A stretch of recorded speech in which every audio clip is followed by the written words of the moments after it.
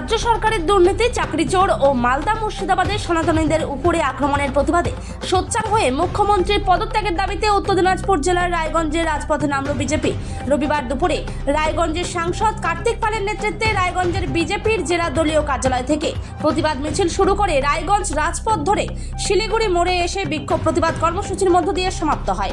এদিনের প্রতিবাদ মিছিল উপস্থিত ছিলেন রায়গঞ্জ লোকসভা কেন্দ্রের সাংসদ কার্তিক চন্দ্রপাল, বিজেপি নেতা নিমাই কবিরাজ, শঙ্কর চক্রবর্তী সহ প্রমুখ।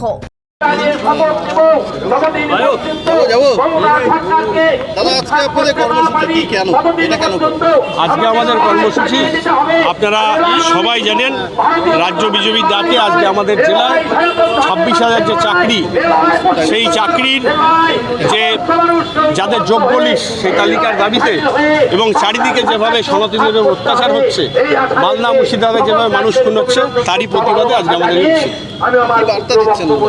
আমরা অবশ্যই বার্তা দিচ্ছি যে 26,000 চাকরির লিস্ট রয়েছে, তার মধ্যে যোগ্য শিক্ষকদের তালিকা প্রকাশ করে সরকার যোগ্য শিক্ষকদের চাকরি ফিরিয়ে দিক। সেই পরিবারগুলোর প্রতি যে একটা অন্ধকার নেমে এসছে, সেই অন্ধকার থেকে মুক্তি দিক।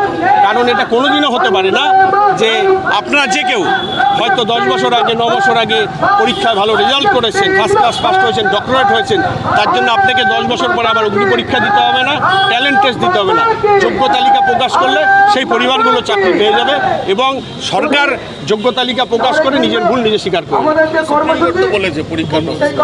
পরীক্ষার প্রসেস করার জন্য বলেছে। যদি সুপ্রিম কোর্টকে আগে যোগ্য তালিকা দিতে হতো, তাহলে আজকে পশ্চিমবাংলার এই পরিস্থিতি হতো না, আজকে অচল অবস্থা তৈরি হতো না। আপনারা কি করবেন এই আন্দোলনে? অবশ্যই আমাদের একই কথা থাকবে, যোগ্য শিক্ষকরা যেন তাদের চাকরি ফিরে পায়, সরকার যোগ্য তালিকা প্রকাশ করুক, তাহলেই সমস্যার সমাধান হয়ে যাবে। আপনারা কি বৃহত্তর আন্দোলনে যাবেন? অবশ্যই আন্দোলনে যাব এবং আমাদের যারা ঊর্ধ্বতন কর্তৃপক্ষ হচ্ছে তারা সবভাবেই সহযোগিতা করছে। আমাদের লক্ষ্য কোনো যোগ্য যেন বঞ্চিত না হয়। আপনি সাংসদ, এই জেলার যারা চাকরিহারা তাদের নিয়ে কি সংসদে কোনো কথা বলবেন? অবশ্যই সংসদে করব। তারা আমার কাছে এসেছিল, তাদের সাথে আমার কথা হয়েছে এবং আমি চেষ্টা করছি তাদের যে কথা, সেই কথা আমার জায়গা মতো ঊর্ধ্বতন কর্তৃপক্ষকে পৌঁছে দেওয়ার। এবং আমরা বারে বারে বলছি, আমাদের একটাই লক্ষ্য, সেটা হচ্ছে কোনো যোগ্য যারা শিক্ষক রয়েছে তারা যেন বঞ্চিত নয়, তারা যোগ্যতা দিয়ে চাকরি পেয়েছে, তাদের সসম্মানে তাদের চাকরিতে ফেরানো হোক। এবং তার সাথে পশ্চিমবাংলায় যে একটা অচলাবস্থা তৈরি হয়েছে, এই যে মালদা মুর্শিদাবাদের যে পরিস্থিতি হয়েছে, একই পরিবারের যে বাবা ছেলেকে হত্যা করা হয়েছে, এর আমরা বিচার চাই।